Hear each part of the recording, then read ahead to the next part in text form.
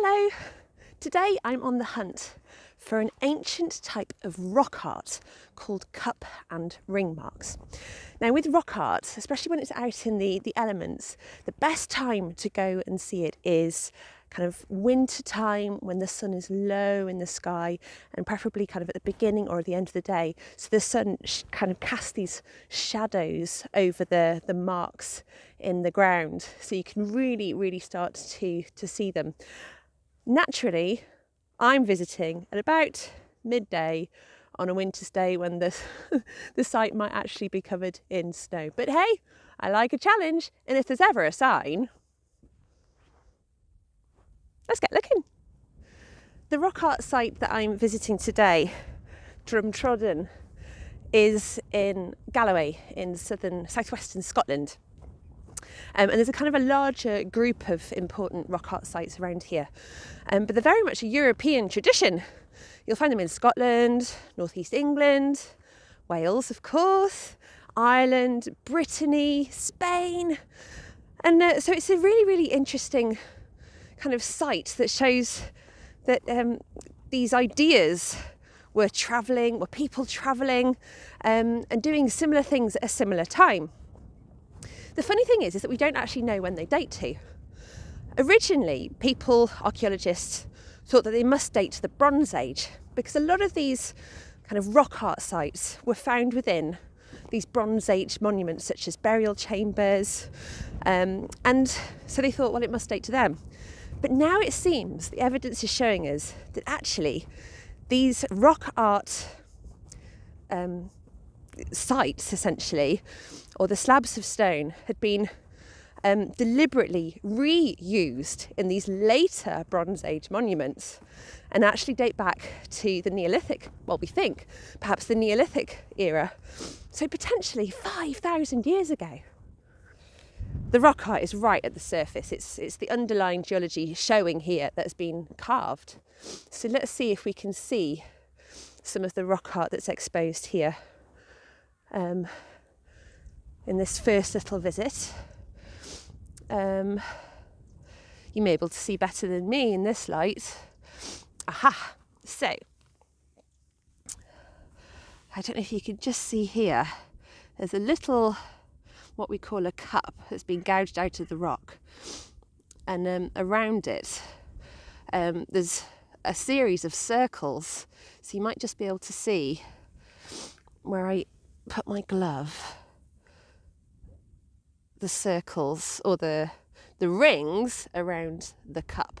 So these are called cup and ring marks. What's interesting is that they're always on places that are really conspicuous. I mean, look at where we are.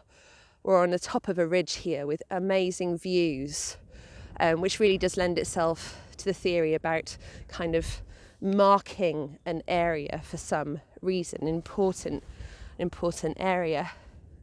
Now the snow really has done us a massive favour here. You can really start to see the pattern of this big one here. So you can see the cup mark in the middle and then a series of lines around them.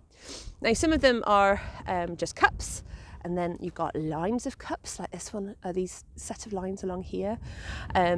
As I say, you could have ones with just cups, you can have ones with kind of these circles, multiples of these circles, or there's rings around them. And some of them are connected by, I don't know if this is one or if it might be a bit more natural, but kind of a linear line. Some of the rings are completely circular, some of them have gaps in them. And it's really interesting to see the changes in them all. Even though they're all common, they've got commonalities, they're not all identical either.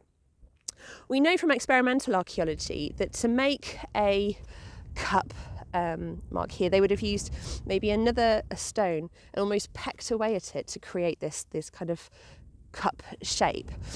And on a soft stone like sandstone, that might have taken about half an hour, but on a harder stone like granite, for example, it could have taken a couple of hours.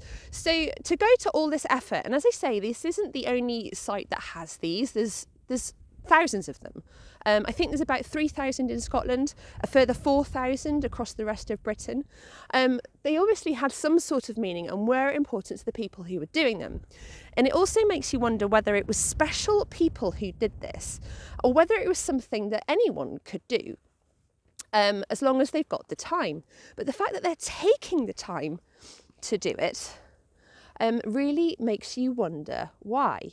What's really fascinating is that even though there's not much evidence for it, there is a site in Northumberland that's been excavated, and within it they found evidence of a natural red pigment that could suggest that it was used to colour these marks, these cup marks.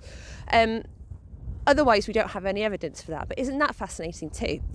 But cast your mind back to if you've ever chipped a piece of rock or a stone before, and when you kind of break it open or that slab comes off, the stone underneath that surface is actually a different colour.